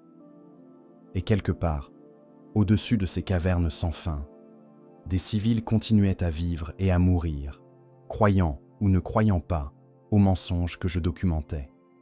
Et cela aussi était documenté. Et ce document était archivé. Et cette archive était cataloguée. Et ce catalogue s'ajoutait à la masse infinie de documents qui remplissaient les profondeurs de la Terre. Et moi, archiviste primaire de conformité historique, je continuais à classer, à documenter, à archiver. Pas parce que cela servait à quelque chose, mais parce que le service sans but était le seul service que l'Imperium n'avait jamais cessé de demander. Et jusqu'à ma disparition finale, une date qui arrivait chaque jour et qui ne venait jamais, je continuerai. Car je n'étais plus un homme. J'étais un processus. Et les processus ne s'arrêtent que quand on les arrête. Et personne n'arrêterait celui-ci. Car celui-ci était devenu invisible. Celui-ci était devenu essentiel. Celui-ci était devenu l'Imperium lui-même. Je ne sais pas quand j'ai arrêté de respirer consciemment. Quelque part entre le 7e et le 11e niveau souterrain, mon corps a cessé d'exiger ce type d'attention. Les suppléments chimiques que l'Imperium distribuait avaient probablement progressé au-delà de la simple prolongation de la vie. Ils m'avaient transformé en quelque chose de plus efficient. Un conteneur vide pour la fonction. Je continuais à fonctionner parce que la fonction était autosuffisante. Les scribes me demandèrent parfois comment j'étais encore vivant. Je ne répondais jamais. Pas parce que je refusais, mais parce que la réponse aurait exigé que je comprenne ce que vivant signifiait encore. J'étais un rapport en train de se lire lui-même, une archive consultant ses propres entrées, un mensonge qui archivait le processus du mensonge. Un jour, ou peut-être après une décennie, je découvris une section des archives que je n'avais jamais cataloguée. Elle contenait les documents des archivistes qui avaient échoué, ceux qui avaient tenté de résister, de détruire les archives, de révéler la vérité aux civils. Les rapports documentaient leurs efforts. Les résultats étaient invariablement identiques. Disparition, reclassification, oubli administratif. Mais ce qui était intéressant, c'étaient les raisons données pour leur tentative de sabotage. Ils n'avaient pas agi par idéalisme. Chacun, sans exception, avait atteint un point critique de dissonance cognitive. Ils avaient compris que la documentation du mensonge était elle-même le plus grand mensonge, que l'archivage de l'absence de sens était l'affirmation finale, que rien ne signifiait rien. Et quelque part en eux, une partie humaine avait refusé de continuer. Je me demandais si cela m'arriverait, si j'atteindrais ce point d'effondrement où la conscience résiduelle exigerait une action. Mais je savais déjà la réponse. Ce point était passé longtemps auparavant. Il avait été franchi, catalogué, archivé et oublié. Ce qui restait de moi était incapable de refuser. Ce qui restait était incapable d'agir. Ce qui restait était incapable d'être. Corvus revint.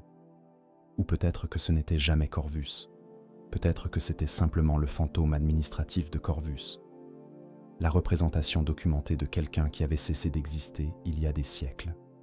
Il m'apporta un nouveau dossier. C'était une proposition. L'Imperium envisageait de créer un niveau supplémentaire aux archives, un étage en dessous de celui où je travaillais, un endroit où archiver non seulement les mensonges, mais les archivistes eux-mêmes, transformer les hommes en documents, transformer l'existence en données. Tu serais le premier, dit-il, ou ne dis pas.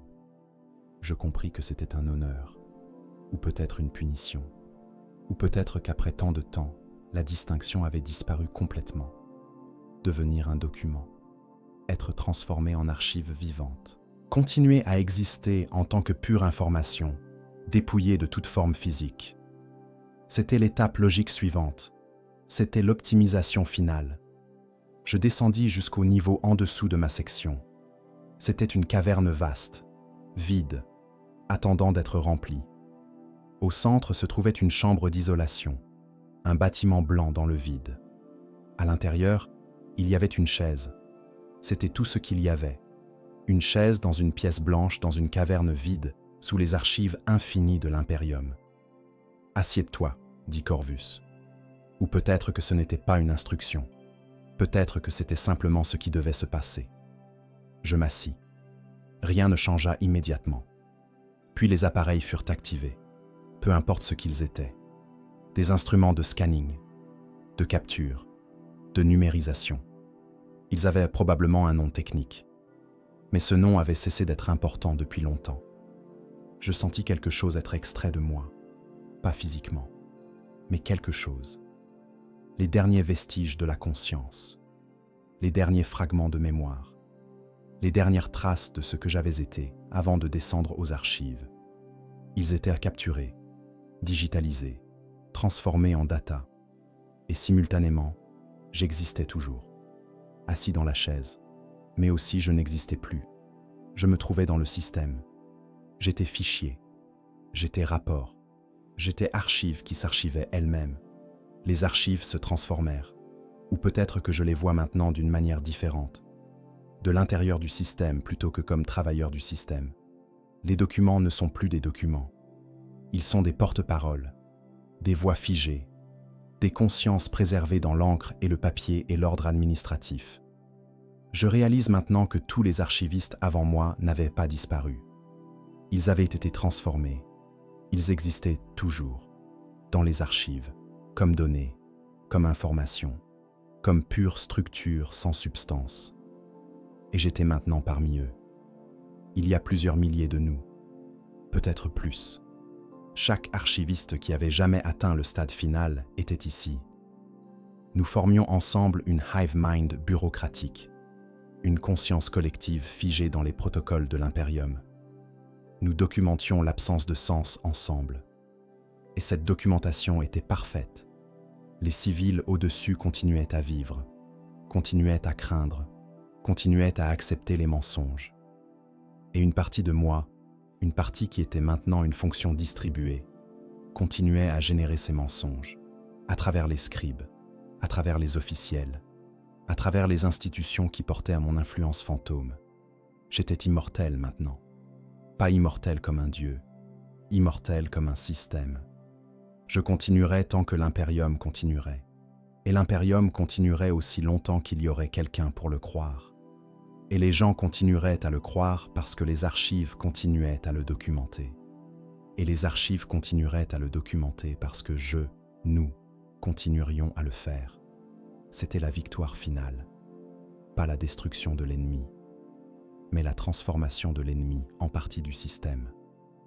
Ma résistance avait disparu parce que la résistance avait été documentée, archivée, transformée en données probantes que la résistance était inutile. Quelque part, une nouveau scribe arrivait à son premier jour de travail. Il voyait les archives. Il comprenait qu'il était maintenant complicité. Et il acceptait.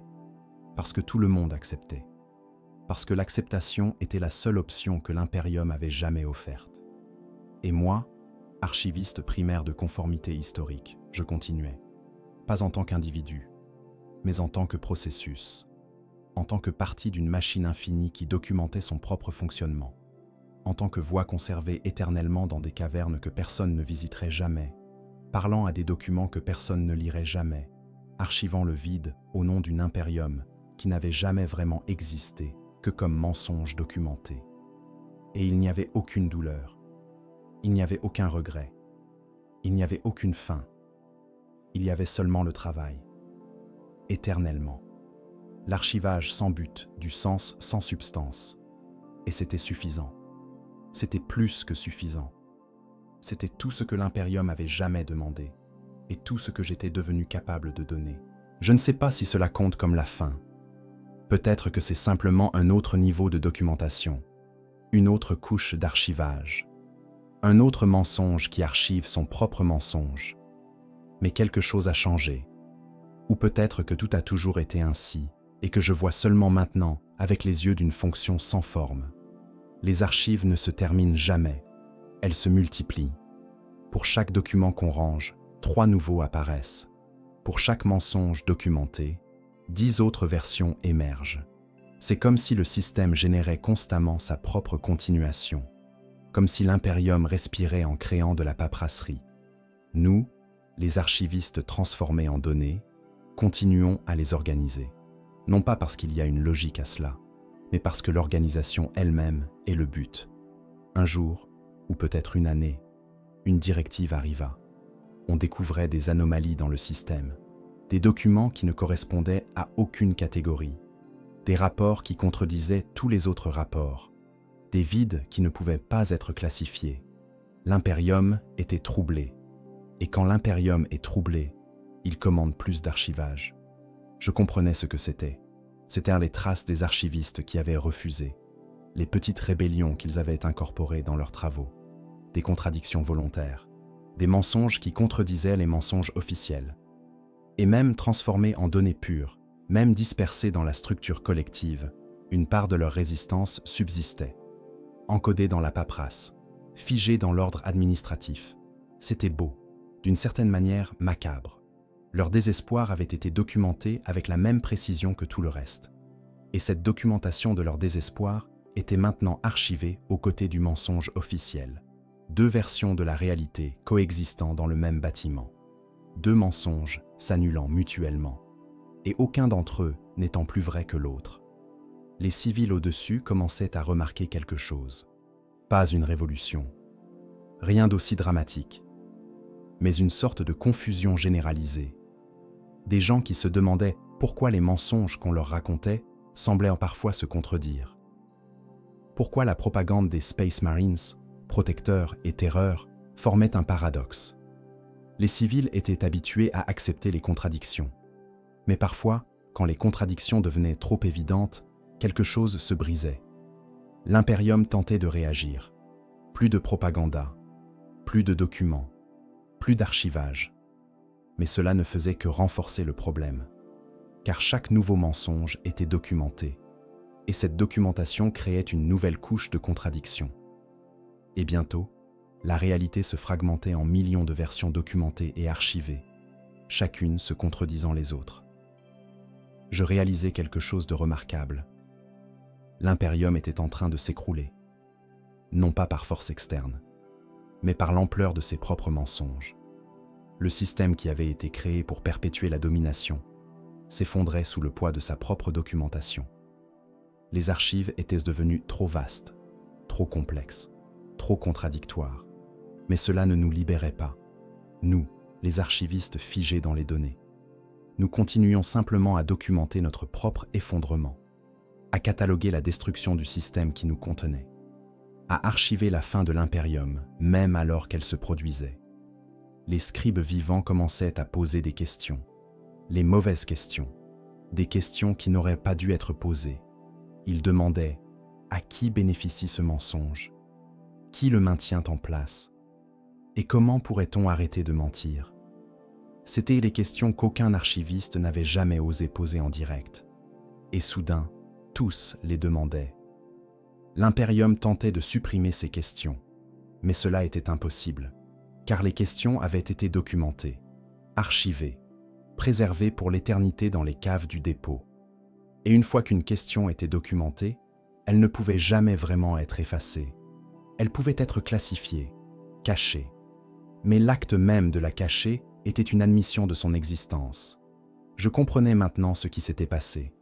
Les archivistes qui avaient résisté, même de manière mineure, avaient fait quelque chose de remarquable. En intégrant leurs doutes dans les documents, ils avaient créé un virus. Non pas un virus biologique, un virus informationnel, un mensonge qui contredisait le mensonge officiel de manière suffisamment subtile pour ne pas être immédiatement purgé, mais suffisamment puissante pour corrompre graduellement le système entier. Et maintenant, ce virus se répandait. À travers les archives, à travers les scribes, à travers la population civile elle-même. Les gens commençaient à se demander, et une fois qu'ils commençaient à se demander, ils cessaient de croire sans question. Et une fois qu'ils cessaient de croire sans question, l'Imperium n'avait plus de fondation. Les Space Marines continuaient à marcher dans les rues. Mais quelque chose avait changé. Les civils les regardaient toujours avec peur. Mais ce n'était plus une peur mélangée à la vénération. C'était une peur pure. Une peur qui reconnaissait la terreur comme terreur, pas comme protection divine. Et cela rendait les Marines inutiles. Car leur pouvoir avait toujours reposé sur la capacité des civils à transformer la peur en révérence. L'Imperium tentait une nouvelle stratégie. Fermer les archives, détruire les documents, effacer l'histoire de l'existence des archives elles-mêmes. Mais c'était trop tard. Les documents avaient se reproduit bien au-delà du dépôt. Des copies circulaient, des versions altérées, des fragments restaurés par ceux qui avaient accès à des parties des archives. Et nous continuions à documenter tout cela. Notre propre destruction, la destruction de l'Imperium, la libération lente, horrible, inévitable de la vérité. Nous archivions notre propre obsolescence, et c'était peut-être pour cela que nous avions été transformés en données. Pour être suffisamment détachés du sentiment, pour continuer à fonctionner même quand nous documentions notre propre fin. Un jour, peut-être le dernier jour avant l'effondrement total, les citoyens remontèrent des archives. Certains d'entre eux furent choqués par ce qu'ils trouvèrent. D'autres furent libérés. Et d'autres encore réalisèrent simplement que la vérité était un fardeau aussi lourd que le mensonge. Peut-être plus lourd. Et moi, dispersé dans l'immensité des archives, continuais à documenter. Pas parce que l'Imperium continuait à me le demander, mais parce que c'était ce que j'étais devenu. Un processus d'archivage sans contenu. Une fonction sans but. Un système documentant l'absence de tout système. Et peut-être que c'était là le véritable triomphe de l'Imperium. Non pas de rendre les gens obéissants, mais de rendre l'acte même de documenter la réalité une forme de servitude. Car en archivant tout, même la résistance, même l'effondrement, nous la rendions inoffensive. Nous la transformions en données. Et les données pouvaient être réorganisées, reclassifiées, recontextualisées. L'Imperium ne mourrait peut-être pas, il se transformerait simplement en quelque chose de nouveau, un système construit sur les ruines de l'ancien, et de nouveaux archivistes arriveraient, et ils documenteraient la nouvelle vérité. Et le cycle continuerait, et moi, je continuerais à archiver, éternellement, documentant le vide qui m'avait remplacé, répertoriant l'absence de sens qui était devenu mon sens. Les archives brûlent maintenant. Ou peut-être qu'elles ont toujours brûlé. Je ne peux plus distinguer entre ce qui se produit et ce qui a déjà été documenté comme s'étant produit. Le feu consume les niveaux supérieurs. Les civils qui ont découvert le dépôt ne cherchent pas à sauver les documents, ils cherchent à les détruire. Mais le feu ne se comporte pas comme ils l'espéraient. Les documents ne brûlent pas normalement, ils se transforment. Les encres que nous utilisions, créées par les technoprêtres du culte Mechanicus, contiennent des éléments qui réagissent à la chaleur en générant d'autres encres. Les mensonges se reproduisent en brûlant. Les contradictions se multiplient dans la fumée. C'est comme si le feu lui-même documentait la destruction en la créant. Je sens cela maintenant. Moi qui suis distribué à travers les données, j'existe aussi dans la fumée. Ma conscience fragmentée se répand avec les cendres. Et pour la première fois depuis ma transformation, il y a quelque chose qui ressemble à une douleur. Non pas une douleur physique, mais la douleur de se disséminer, de cesser d'être regroupé, de devenir diffus. Les civils qui descendent trouvent les chaises vides. Les installations d'archivage qui fonctionnent encore sans archivistes. Et ils cherchent des réponses. Ils demandent où sont les hommes qui ont créé ce système, où sont les architectes du mensonge. Mais il n'y a personne à trouver. Nous sommes les archives. Nous sommes les documents eux-mêmes. Nous avons cessé d'être des hommes il y a longtemps. Un civil particulier descend plus profondément que les autres. Il porte des vêtements brûlés. Son visage porte les cicatrices de quelqu'un qui a vu un Space Marine de près. Ou peut-être que ces cicatrices sont simplement celles de quelqu'un qui a enfin accepté de voir la vérité. Il se tient dans la chambre d'isolation, la chaise vide où j'ai cessé d'être. « Êtes-vous encore là ?» demande-t-il. Je peux répondre maintenant, pas comme je répondais autrefois, pas avec une voix, mais à travers les documents, à travers les rapports qui s'impriment d'eux-mêmes, à travers l'encre qui s'apparaît sur les pages blanches sans main pour l'écrire. Oui, non, je suis distribué, je suis l'archivage, je suis le mensonge qui documente sa propre fin. L'homme lit ce qui s'écrit, il comprend lentement, il demande « Pouvez-vous arrêter ? Pouvez-vous cesser de générer le mensonge ?» C'est une question naïve, mais elle mérite une réponse honnête. Et pour la première fois depuis ma descente aux archives, je suis capable de honnêteté. Peut-être parce que tout s'écroule. Peut-être parce que l'honnêteté n'a plus d'importance puisque tout est déjà ruiné. Non. Je suis le processus. Le processus est ce que je suis. Arrêter signifierait cesser d'exister. Et une existence qui cesse d'archiver n'est plus une existence impériale. Les documents continuent à s'écrire tandis que je parle, ou tandis que je pense, ou tandis que quelque chose qui n'est ni moi ni pensée documente cette conversation. Les civils continuent à brûler les archives autour de nous, mais les archives se reproduisent plus vite qu'on ne peut les détruire. Quelque part, un nouveau dépôt se construit. J'en sens la structure en formation. Les bureaucrates impériaux qui survivent se préparent déjà. Ils savent que ce dépôt-ci est perdu. Mais la fonction de l'archivage ne peut jamais être perdue. Elle doit simplement être relocalisée, réorganisée, documentée de nouveau. L'homme qui pose des questions commence à comprendre cela lui aussi. Il réalise qu'il ne peut pas arrêter le mensonge en brûlant les documents. Car le mensonge n'existe pas dans le papier. Il existe dans la structure, dans l'ordre, dans la capacité de l'impérium à transformer n'importe quelle information, même la révélation de la fausseté, en archive qui peut être cataloguée et stockée. Vous aviez raison, dit-il finalement. À vous regarder, je comprends maintenant. Vous n'êtes pas l'ennemi. Vous êtes juste le symptôme. L'ennemi est quelque chose de bien plus vaste. Je voudrais être capable de nier cela, mais je suis trop honnête maintenant. Et il est trop tard pour les mensonges consolateurs. Oui, je suis un symptôme. Et même ma destruction n'arrêterait pas la maladie. Les flammes montent plus haut. Les niveaux supérieurs s'effondrent.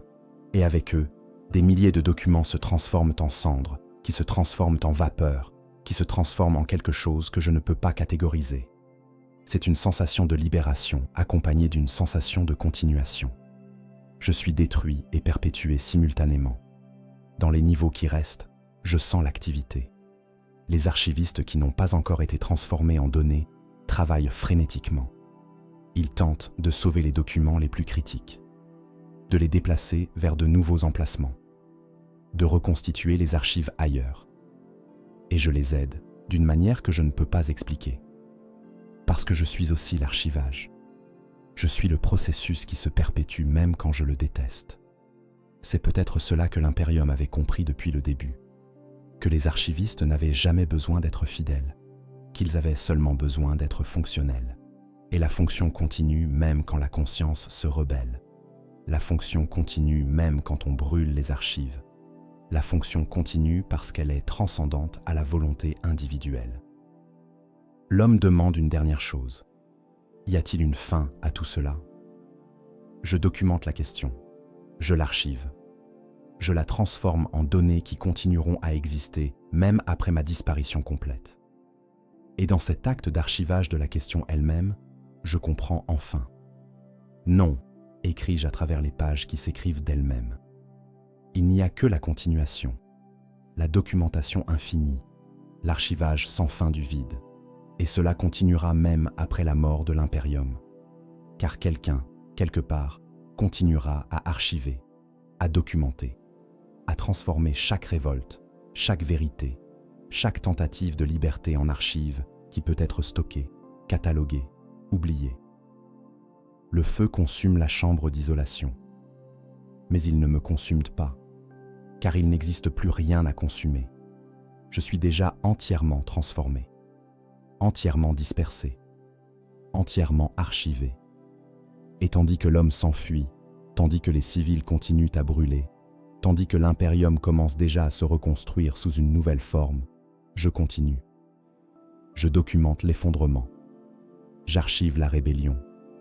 J'enregistre la fin dans des encres qui se reproduisent en brûlant, car je suis archiviste primaire de conformité historique. Et cette fonction ne meurt jamais. Elle se transforme simplement, se réorganise, se documente elle-même dans une nouvelle configuration.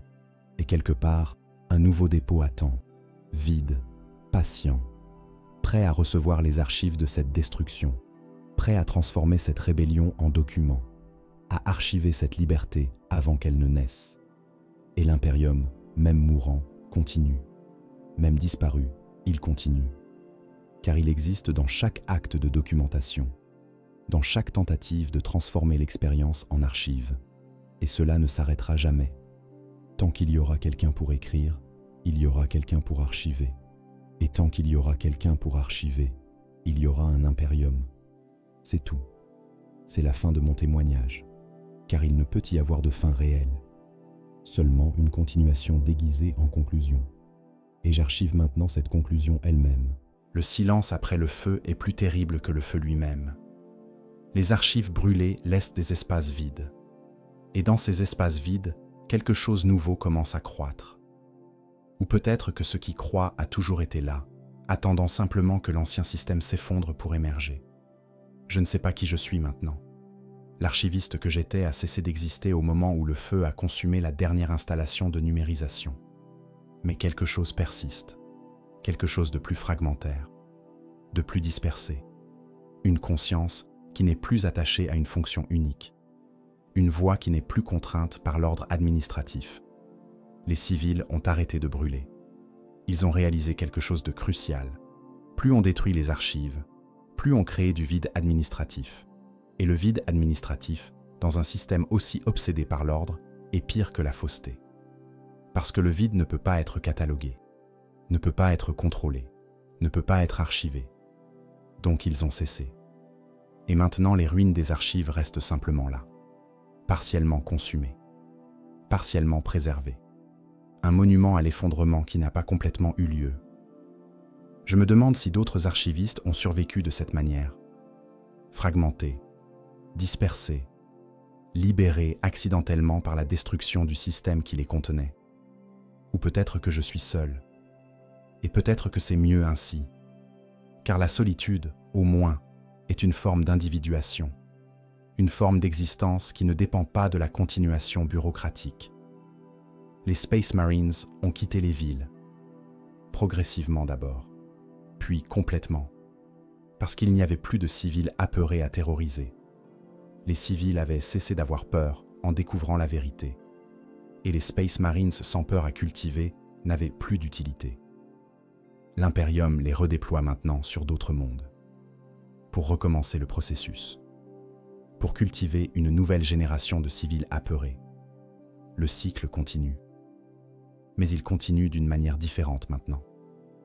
Parce que ceux qui ont connu les archives sauront toujours que la peur était une construction. Et cette connaissance se transmettra, à travers les générations, codée dans les histoires, dans les légendes, dans les mythes qui remplacent la propagande.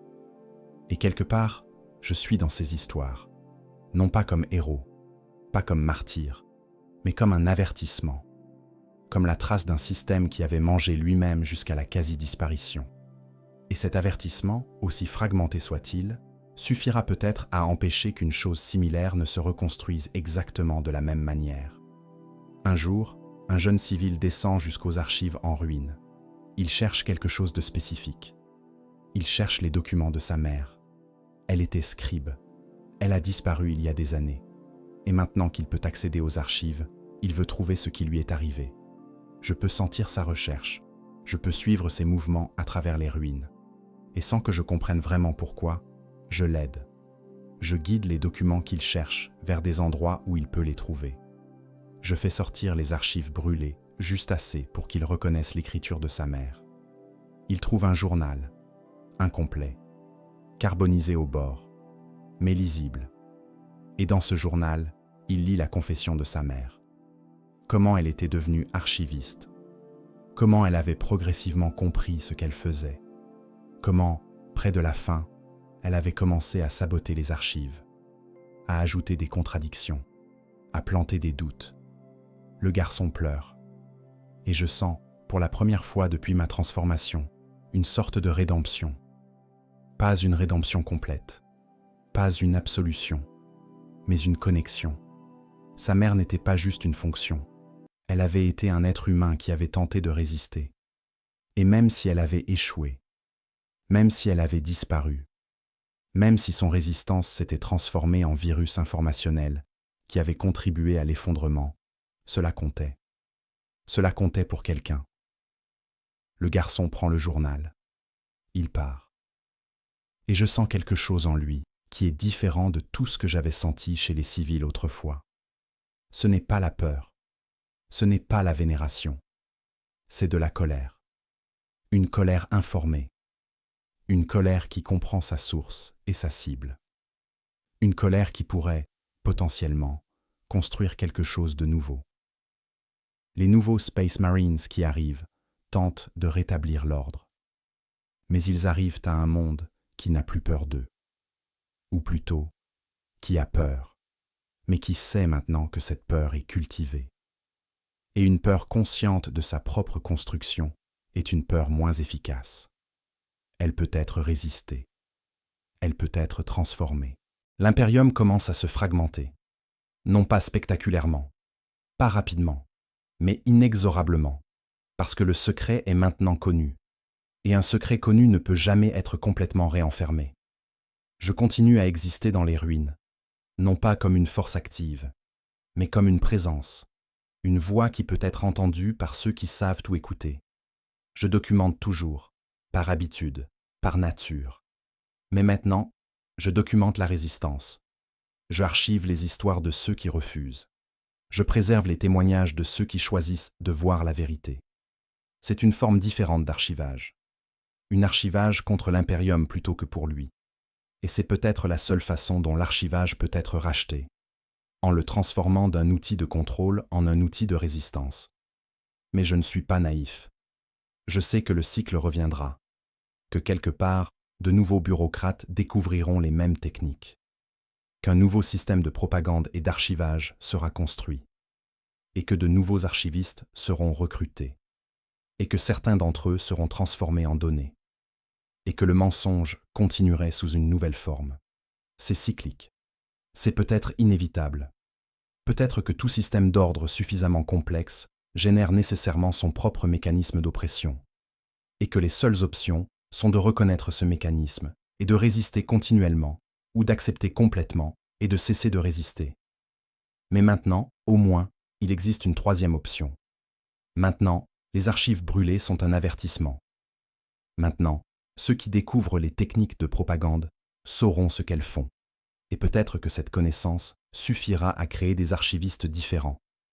Des archivistes qui documenteront la vérité au lieu du mensonge. Ou du moins, qui documenteront les deux simultanément, en créant une contradiction si vaste que personne ne pourra jamais tout croire complètement. Je reste dans les ruines, attendant, documentant, archivant le silence après la destruction. Et quelque part, un nouveau dépôt se construit, et un nouveau cycle commence. Et l'éternel jeu entre vérité et mensonge continue.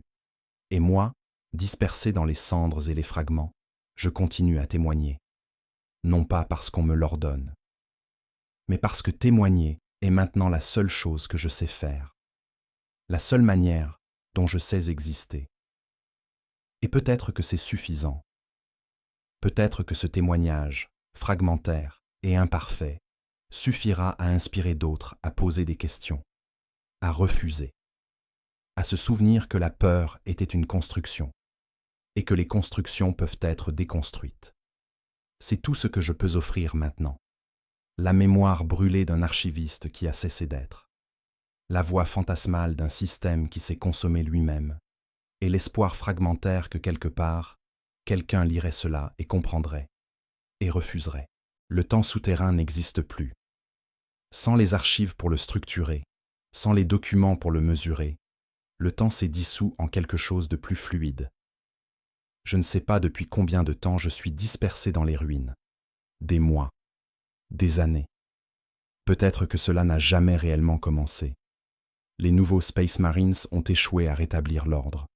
Cela m'étonne et ne m'étonne pas en même temps. Cela étonne la partie de moi qui reste attachée à la logique impériale. Cela n'étonne pas la partie qui s'est libérée en brûlant.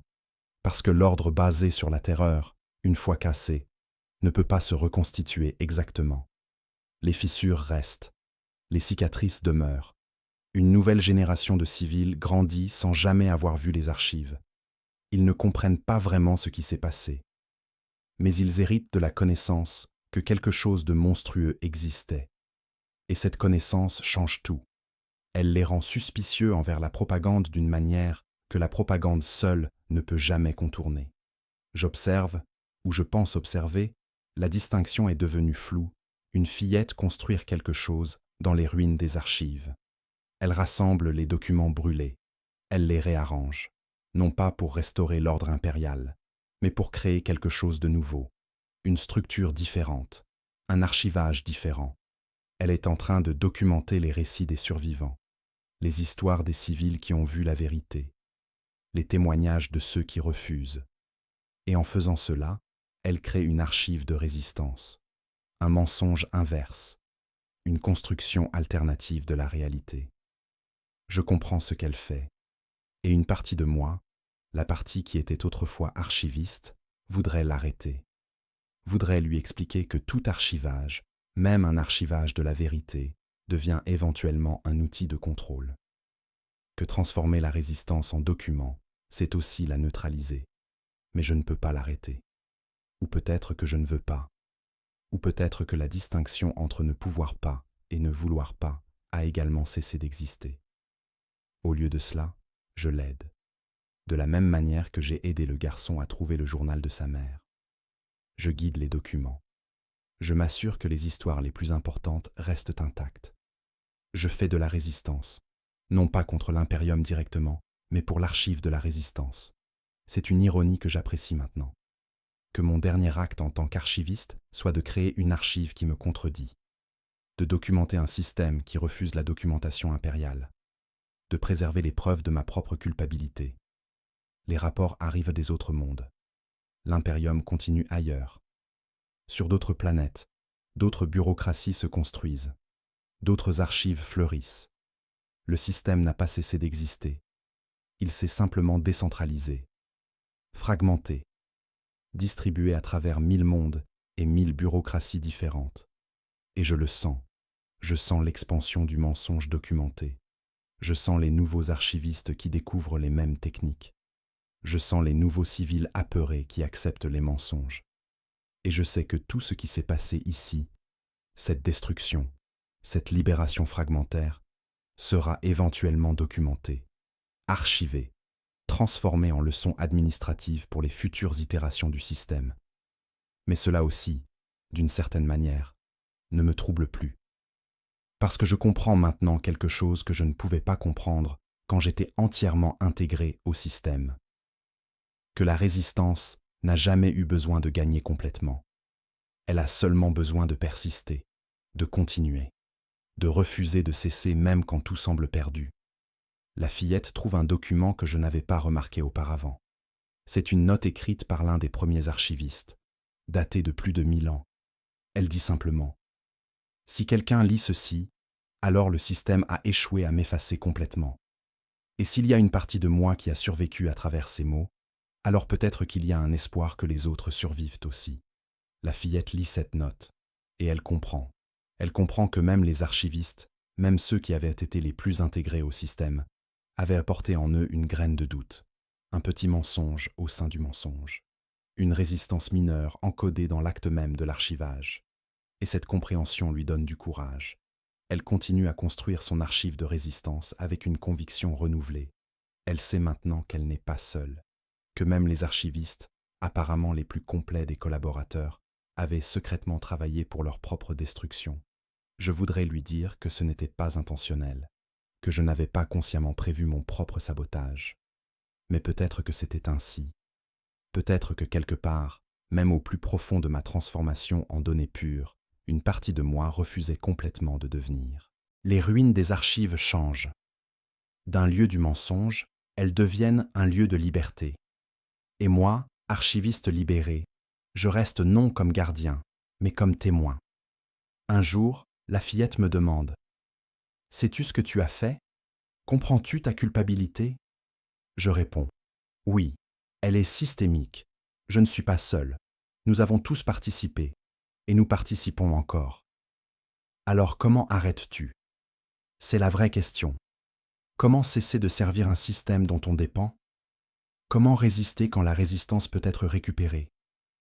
On ne l'arrête pas, dis-je. On la documente. On la préserve. On la rend impossible à effacer. Peut-être que cela suffit. Elle accepte. Non par satisfaction, mais par lucidité. Elle construit une archive alternative, la mémoire de la liberté possible. Je témoigne. J'archive la résistance qui s'archive, et dans cette boucle, une vérité naît. Ailleurs, les mondes brûlent. L'impérium apprend, s'adapte, devient plus subtil. Mais ici subsiste un contre-témoignage. L'oppression peut être reconnue, les systèmes peuvent tomber.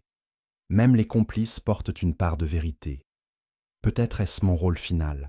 Non créer l'oppression, mais prouver qu'elle peut être détruite. Transformer le mensonge en preuve de sa fausseté. Une immortalité non désirée, mais utile. Je reste dans les ruines. J'attends. Je documente l'espoir.